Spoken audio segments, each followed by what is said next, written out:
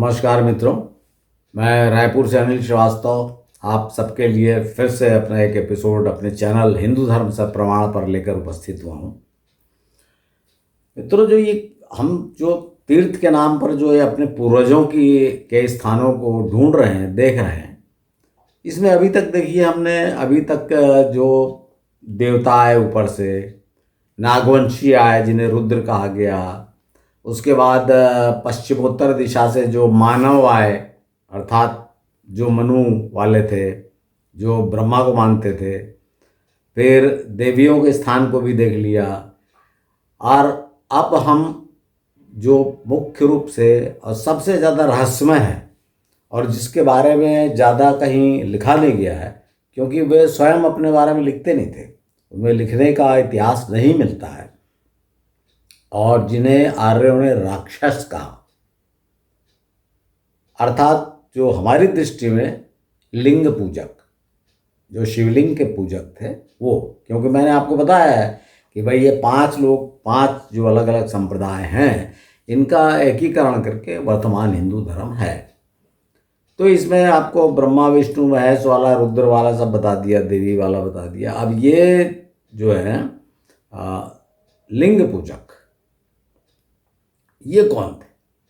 और ये बड़ा रहस्य है, क्योंकि इनको आर्यों ने राक्षस कहा। वो अलग अलग कैटेगरी बांटा, दैत्य, दानव।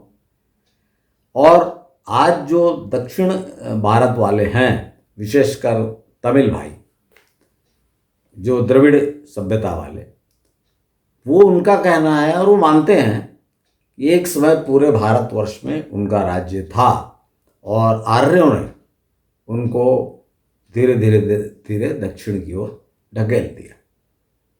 और ये तो मैं आपको बताता आया हूँ। रुद्र वाले केस में मैंने आपको बताया कि भाई लिंग पूजक क्या, रुद्रों को भी धीरे धीरे नीचे किया गया। तो इसको आप, बस मेरा एक अनुरोध है कि जब मैं बताऊं, और अगर आप नहीं बताता, आप पहले से भी अगर मानते हैं, तो इस बात को दिल से निकाल दीजिए, क्योंकि ये धर्म का मामला नहीं है। जो धीरे धीरे दक्षिण की ओर धकेलना धर्म का मामला नहीं है। ये तो वही है, विजेता और जो पराजित वाली बात, मतलब कब्जा करना। तो ये तो हमेशा से होता आया है, और बाद में भी देखिए जितने लोग थे उन्होंने यही किया।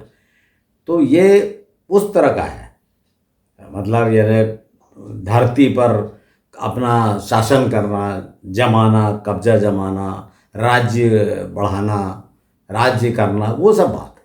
इसका धर्म से संबंध नहीं है कि आप कोई चिढ़े कि उत्तर वाला ये कि राम के विरोध में हो जाए, रावण की पूजा करें। आप सब इस पे मैं चर्चा करूँगा, लेकिन ये गलत है, ऐसा नहीं है।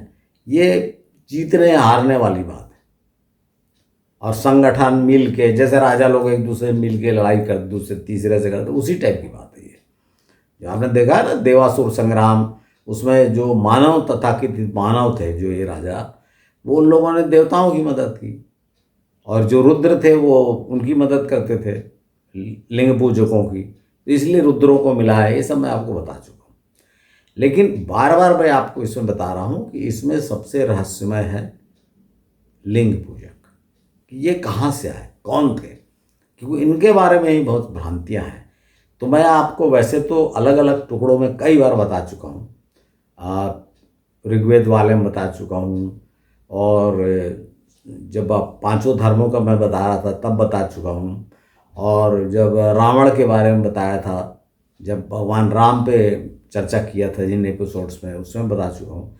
लेकिन आज सबको एक मुश्त हम देखेंगे कि भाई ये जिनको राक्षस कहा गया, दैत्य कहा गया, दानव कहा गया, ये कौन लोग थे, कहाँ से आए।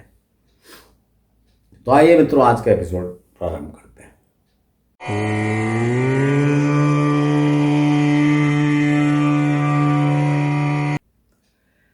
देखिए मित्रों, जैसा मैंने आपको बताया है, राक्षस वर्ड पे मैं पहले शुरुआत करता हूँ कि आर्य जो थे वे अपने आप को, आपको पता है, गोरे, ऊंचे, ऊंची नाक वाले।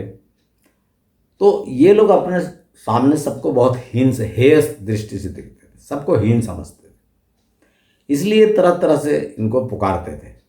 और समस्या ये है कि चूंकि ये संस्कृति ज़्यादा पावरफुल हो गई, तो हम लोगों ने इसको मान लिया है एज इट इज़, सभी लोगों ने, कि जो ये बात है ऐसा ही है। और मैं जो बोल रहा हूँ उसका आपको उदाहरण भी दे दूंगा। जैसे उदाहरण के लिए बजरंग बली, मैं स्वयं बजरंग बली का भक्त हूँ, हनुमान जी का। लेकिन हम क्या कहते हैं हनुमान जी को? वानर।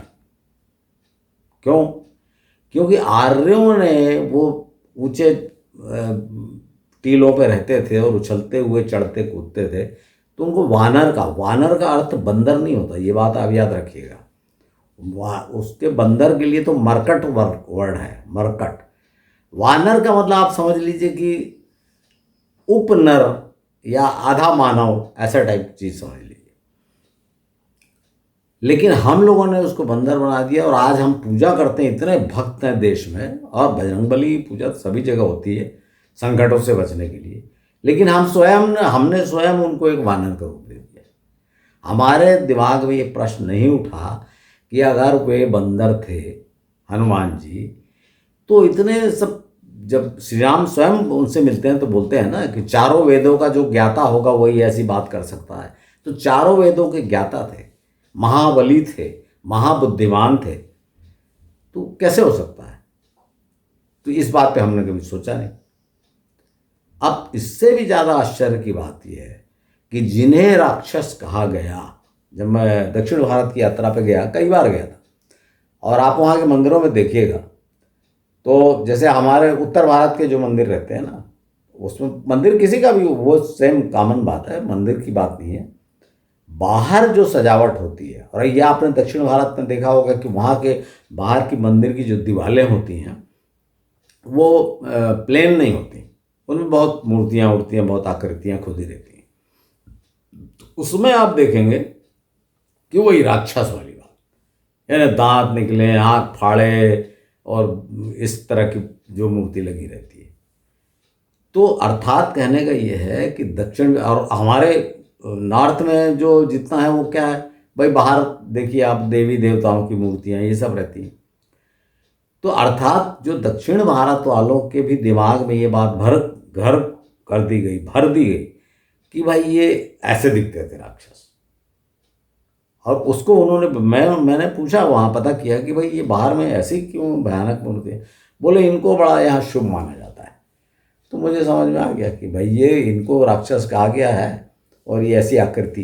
भाई राक्षस का अर्थ क्या होता है? राक्षस का अर्थ होता है मॉन्स्टर, है ना, डरावनी कोई चीज़। तो वो उनको डरावना कहा, वो बेचारों ने भी मान लिया कि हाँ हम डरावने हैं, सिंपल सी बात है। अब वो बाद में दैत्य दानव, देखिए दो पार्ट में इस चीज़ को, दो पार्ट में आपको बताऊंगा। आज पहला पार्ट ले रहा हूँ। पहला पार्ट अर्थात वैदिक सभ्यता, आर्यों के आने के पहले क्या हुआ, वो इस बात को लूँगा। और सेकंड पार्ट में लूँगा कि उन दैत्यों दानवों के बारे में, जैसे मैं अभी आपको हिरण्यकश्यप के बारे में बता चुका हूँ, तो ऐसे अन्य जैसे रावण हो गए, ये श्री कृष्ण के काल के, श्री राम के काल के, श्री कृष्ण के काल के जरासंध वगैरह, इनके बारे में सेकंड पार्ट बताऊँगा। जो आपके कहना चाहिए नोन फिगर है, नोन राक्षस है, ज्ञात, उनके बारे में दूसरे एपिसोड में चर्चा करूँगा। आज एपिसोड में इसलिए चर्चा करूँगा कि ये कौन थे, कहाँ से आए, और उसके क्या प्रमाण। जो भी मैं बोलूँगा वो इसलिए आवश्यक है कि भाई इनका क्लेम ये है कि हम तो यहाँ पहले से थे, हम यहाँ के मूल निवासी हैं भारत के, और हमारा ही पूरा अधिकार में थी ये भूमि, और इसको आर्यों ने छीन लिया। तो इस पे चर्चा करेंगे।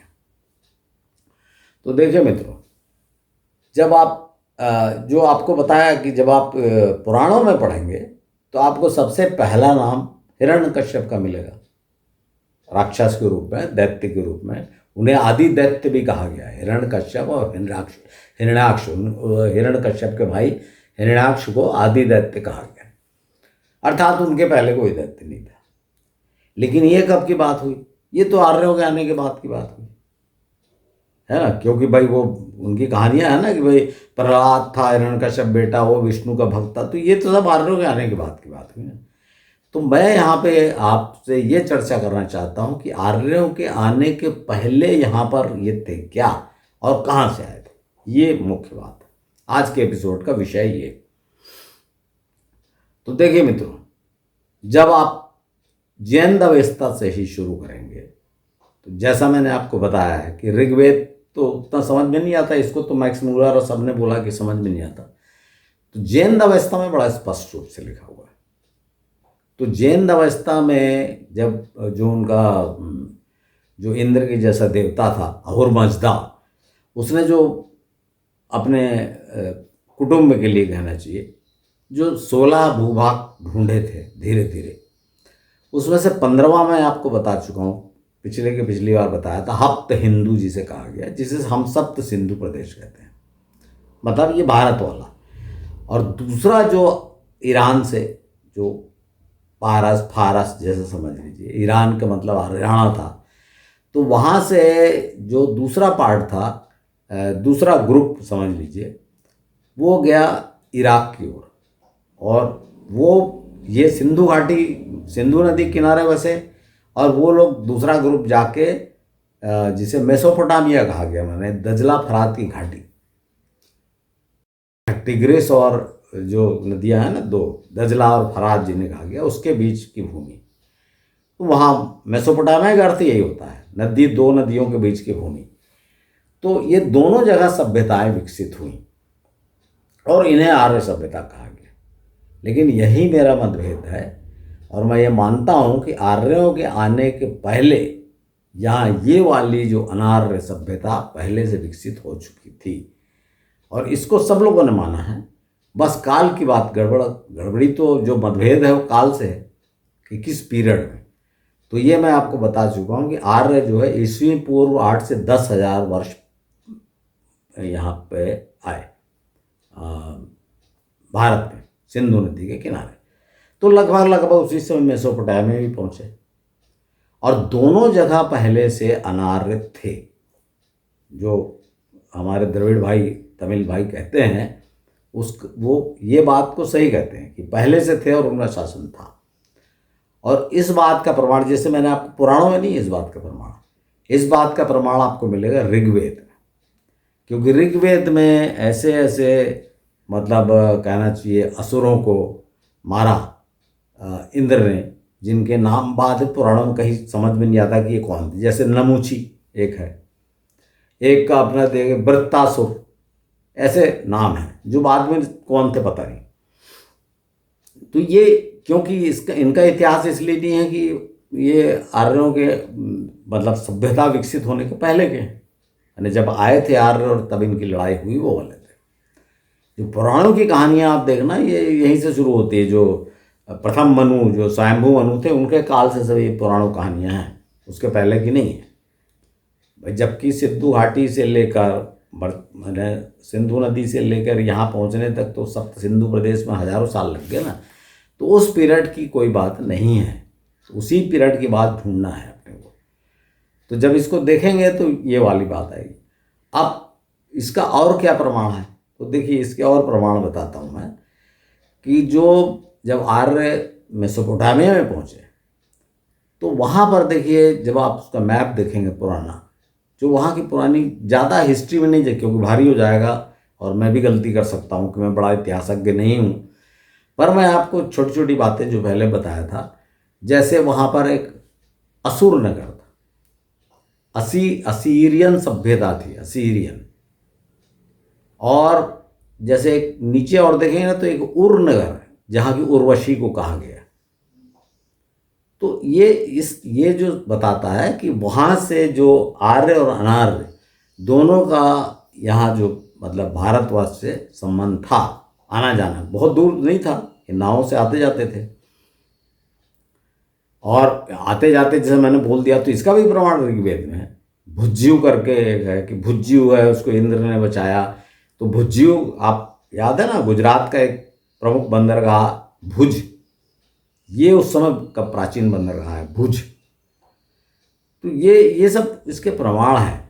और उससे सबसे बड़ा प्रमाण है कि जो मनु वाली कहानी, कि मनु जब वो बाढ़ आ गई तो मनु ने एक नाव बनाई, बार बार मैं बता चुका, उसे नहीं बताऊंगा। और यही कहानी बाइबल में है, उसमें वो नोआ है मनु की जगह। और यही कहानी दूसरे जो यहूदी या इसमें कुरान शरीफ मतलब जो इस्लाम धर्म का साहित्य में, तो उसमें इनको कहा गया हजरत नूह। तो और बाकी सेम है वही कहानी। एक बड़ी नाव बनाई, उसमें सबको भर लिया, तरह तरह के बीज जानवर सब इस तरह से सेम कहानी। और यहाँ पर पहला अवतार कहा गया मत्स्य अवतार, कि जिसमें मनु ने वो है ना, भगवान विष्णु ने मत्स्य रूप धारण किया और मनु को बचाया इस तरह का। तो वो तो ठीक है, मछुआरों ने बचाया वो, उसको आप छोड़िए। वहाँ जब बाढ़ आ गई तो मछुआरे उनको लेके वहाँ से निकल लिए और समुद्र से होते हुए वो भारत आ गए, भुज बंदरगाह पे। तो वो तो उसके आगे कहानी है। हम तो आर्यों की कहानी नहीं देख रहे हैं, बता चुका हूँ मैं आपको, हम तो अनार्यों की देख रहे हैं। तो अनार्यों का मित्रों ये जो है असुर, ये वाली बात कि यहाँ पर थे मेन मुख्य रूप से। और चूंकि असुर के विरोधी थे जो देवता और सब, इसलिए उनको सूर कहा गया। तो सूर पहले बना और असुर ऐसा नहीं है, असुर पहले बना, क्योंकि उनको असुर, उनकी सभ्यता थी आसुरी सभ्यता जिसे कहा गया। और ये आर्यों के आने से पहले थी। और ये भी मैं आपको बता चुका हूँ कि जो बहुत सी रहस्य है, वो तो हो क्या रहा ना, इतना प्राचीन। भाई हिंदू धर्म जब तक नहीं पढ़ेंगे इतिहासज्ञ, तब तक आप प्राचीनता को ढूंढ नहीं सकते। कैसे ढूंढेंगे आप बताइए। और मैं तो कोई बहुत महत्वपूर्ण व्यक्ति हूँ नहीं, बहुत इतिहासज्ञ हूँ नहीं। मैं तो जो पढ़ा हूँ और जगहों पे गया हूँ, तो मैं आपको अपना शक बताते जा रहा हूँ कि देखिए ऐसा है। एक बात और आपने देखा होगा कि बहुत बार आता है कि भाई वहाँ खास करके जो इराक वाला इलाका है, यहाँ बहुत शिवलिंग मिले, खुदाई में शिवलिंग मिला। तो क्या इसका प्रमाण नहीं है कि वहाँ पर ये वाली सभ्यता थी, अनार्य सभ्यता, भारत की लिंग पूजकों की सभ्यता थी वहाँ पे पहले, जिसको जब आर्य ऊपर से आए तो उन्होंने उसको दबा दिया। बस सिंपल इतनी बात है। और ये सब प्रमाण है उसके, जो बार बार अफवाह उड़ती है कि भाई ये शिवलिंग निकला, ये निकला, या और भी बहुत सी बातें जो अपन बोलते हैं, ये इस बात के प्रमाण है कि भाई यहाँ पर भी ये असुर सभ्यता या द्रविड़ सभ्यता पहले से थी, आर्यों के आने से पहले। उसी प्रकार जैसे सिंधु नदी में थी, सिंधु घाटी में थी। तो ये बात हो गई। अब प्रॉब्लम ये है कि हम ये नहीं देख रहे हैं। ये तो इस बात को बताता है कि फिर जो ये बता रहे हैं कि हम यहाँ के मूल निवासी हैं, तो हमको तो ये देखना है कि मूल निवास क्यों। देखिए बीच बीच में और भी, अब जैसे हिरण्यकश्यप वाली बात आई, तो आदि दैत्य। अब इसमें जब आप पुराणों में आप जाएंगे, पुराण की कहानी यहाँ शुरू होती है, तो जब आप पुराण में जाएंगे तो आपको क्या देखने मिलेगा कि भाई कश्यप ऋषि की ये दक्ष की पुत्रियाँ थी, दिति और अदिति। तो अदिति के पुत्र आदित्य होगा, 12 देवता, ये तो मैं बता चुका आपको। अब दिति के पुत्र ये दैत्य 2 हुए, ऐसा कहा गया। लेकिन इसमें एक जो कंट्रोवर्सी क्या है इसमें, ये है कि भाई यार ये अदिति के तो ये लगभग बराबर के हो गए। अगर ऐसा हुआ कि दिति के पुत्र अदिति के पुत्र, मतलब सौतेले भाई समझ लीजिए, और इसलिए झगड़ा हुआ ऐसा बता दिया गया। और इसका कारण मैंने आपको बताया कि इस सभी पंथों का, संप्रदायों का एकीकरण किया गया, इसलिए ऐसा बताया है। एनी हाउ उसको फिर से अपन देख लेते हैं कि अगर हिरण्यकश्यप दिति का पुत्र था, अर्थात कश्यप ऋषि की संतान था, तो दूसरी संतान कश्यप ऋषि की हुई वामन। इंद्र और वामन वो अदिति के पुत्र थे। लेकिन हुआ क्या, जो इनका आमना सामना कब हुआ, जो देखिए, जो हिरण्यकश्यप का पुत्र प्रहलाद, प्रहलाद का पुत्र विरोचन, विरोचन का पुत्र था बलि, और बलि से 3 पग धरती मांगी थी वामन ने। 4 पीढ़ी के बाद चौथी पीढ़ी में इतना डिफरेंस था। तो ये संभव नहीं है कि भाई वो कश्यप ऋषि के सब एक साथ सब पत्नियां थीं और एक साथ बच्चे हुए। संभव नहीं, ये तो पुरानी बात है। अर्थात ज़्यादा से ज़्यादा आप ये मान सकते हैं कि राजा बलि के समय वामन थे, जो आदित्य थे। इंद्र को उसके बाद जो अपने भाई को इंद्र बनाया था, बलि से राज्य लेने के बाद। उसके पहले तो अदिति के पुत्र थे ही नहीं राजा। इस बात को भी ध्यान में रखिएगा कि पुराण की बात से भी हम निकालते चलते हैं निष्कर्ष। तो इससे क्या निष्कर्ष निकला? इससे निष्कर्ष निकला कि हिरण्यकशिपु पहले से था। देवताओं के आने से पहले हिरण्यकशिपु था। फिर से वही बात आ गई कि पहले से थे यहाँ पे अनार। और जो हमारे त्यौहार भी शुरू हुए ना, अब देख लीजिए भाई, होली का त्यौहार क्या हुआ भाई? वो प्रहलाद को, जो भी हिरण्यकशिपु की बहन होलिका दहन, वहाँ से शुरू हुआ है ना। और बलि, राजा बलि को जब 3 पग धरते, वो जो सिर पे भेज के वहाँ भेज दिया, पाताल भेज दिया, वो भी मैं आपको बता चुका हूँ भाई। केरल भेज दिया, केरल में ओणम त्यौहार जो आज सब मनाते हैं, उस पीरियड में राजा बलि अपनी प्रजा का हाल जानने आते हैं। तो ये जो इंडिया भारत में बड़े बड़े हिंदुओं के त्यौहार मनाए जाते हैं, ये राक्षसों से संबंधित हैं। तथाकथित राक्षसों, जिनको आप राक्षस बोलते हो। तो इससे क्या पता चलता है कि भाई वो भी आदमी, जिसको आज हम कंफ्यूज इसलिए होते हैं कि जो मानव कहा गया है, तो वो मैं बता चुका हूँ कि जो उत्तर पश्चिम दिशा से आए उनको मानव कहा गया, जो मनु वाले थे, है ना। ये आपको बता चुका हूँ कि रावण बोलता है कि अरे ये मानव मेरा क्या करेगा। तो क्या रावण मानव नहीं था आज की दृष्टि से? नहीं, वो कहता था अपने आप को दैत्य। तो दैत्य, दानव, और ये इसके बाद देवता, मतलब जिनको सुर कहा गया, उसके बाद ये गंधर्व, किन्नर, नाग, ऐसे जातियाँ थे। उसमें ये एक जाति, नस्ल कहना चाहिए, नाट जाति, मतलब आज जाति बोलने से आज आपकी जाति ले लेंगे आज के हिसाब से, नस्लें थी।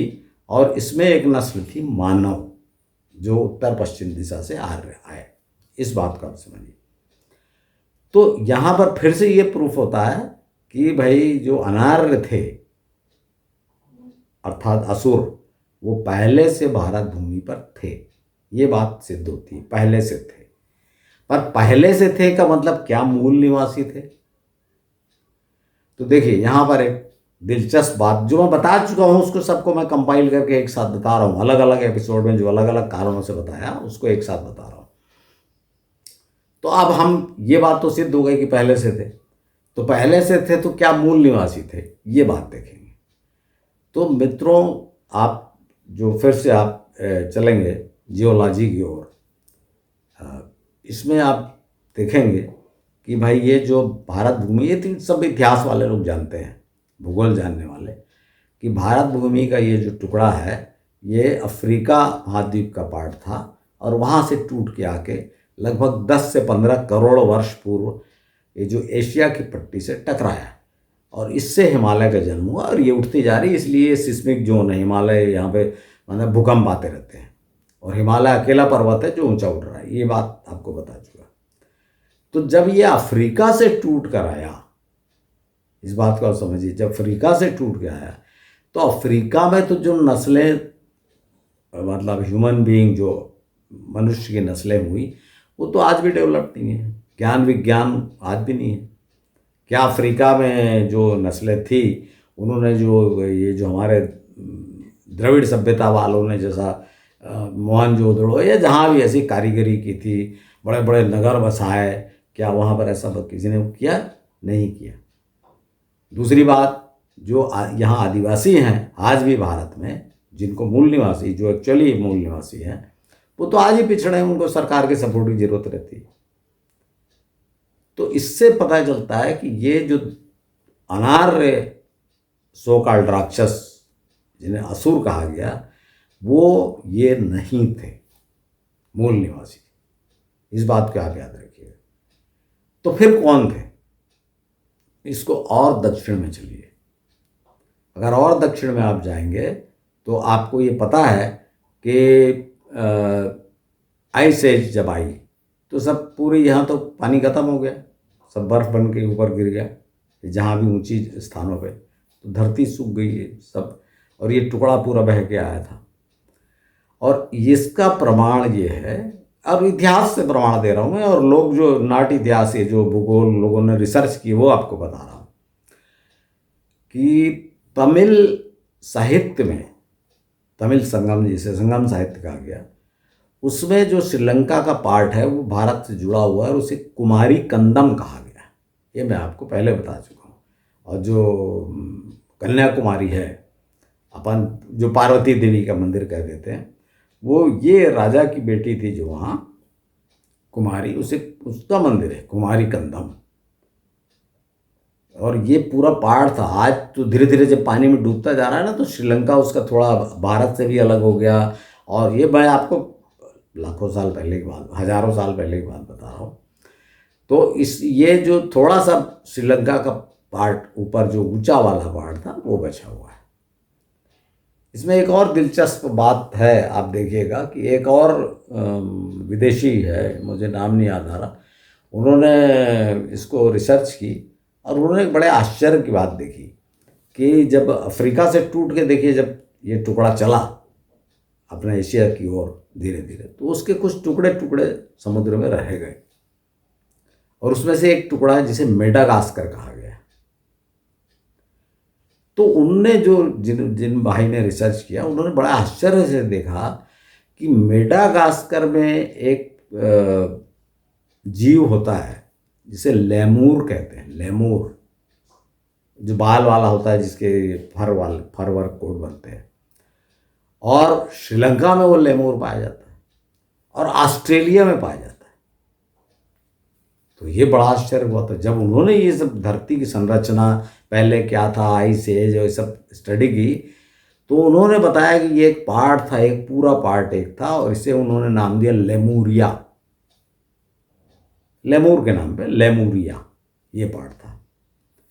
और आप ये मैंने आपको बता दिया। अर्थात अगर आप देखेंगे तो अर्थात वही यहाँ पे वही थ्योरी लग रही है जो आर्यों के आने की थ्योरी, यानी आर्कटिक सर्कल में जब आइस एज आई उत्तरी ध्रुव में, तो धीरे धीरे वहाँ से निष्क्रमण हुआ, माइग्रेशन हुआ।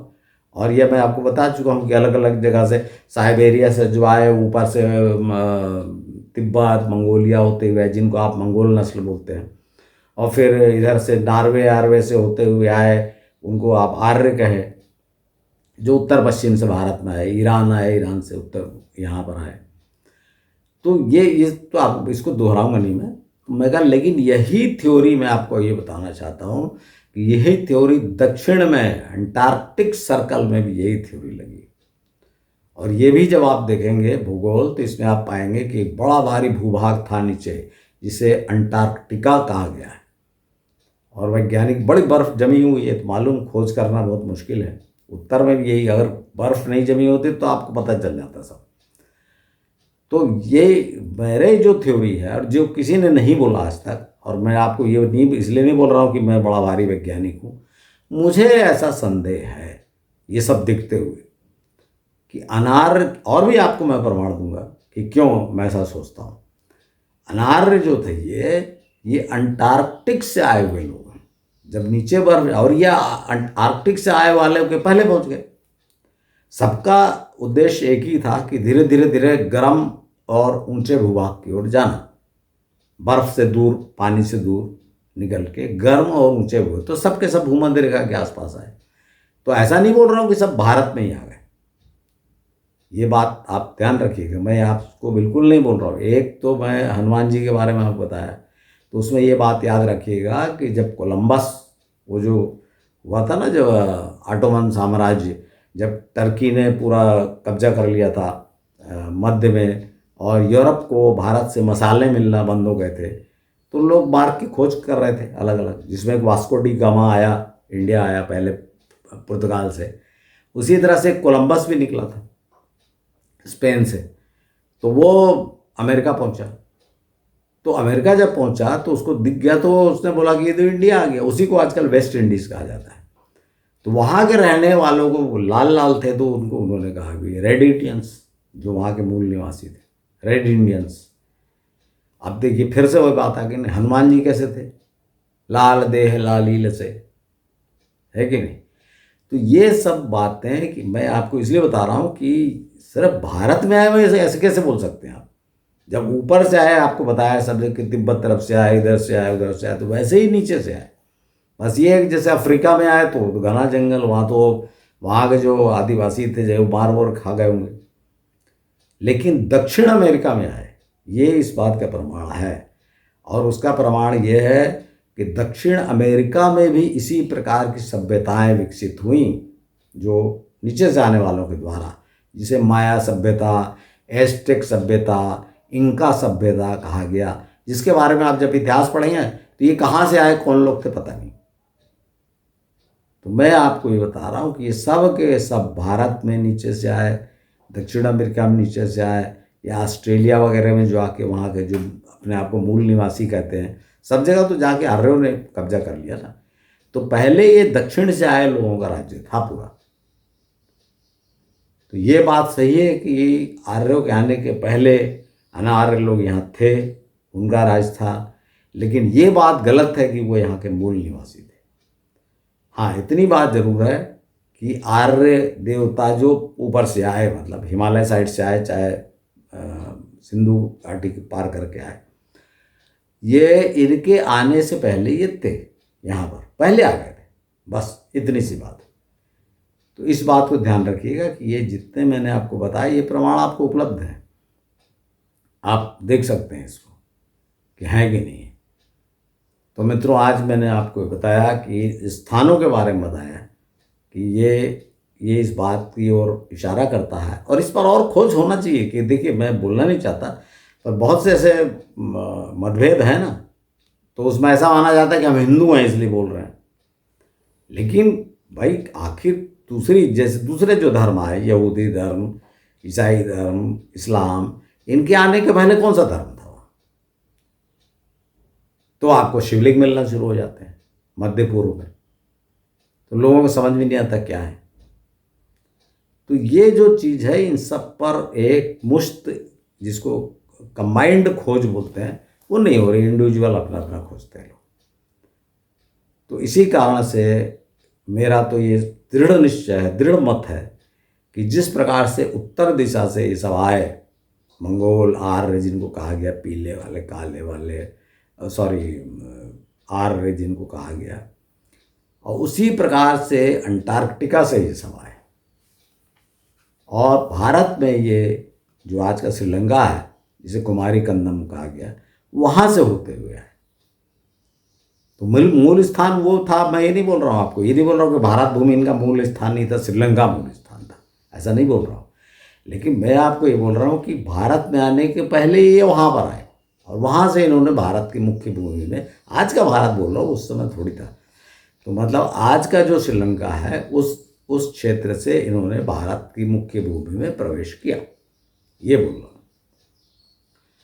अच्छा, इसके बाद अगर आप और एक उदाहरण मैं आपको दे देता हूँ इस बात का।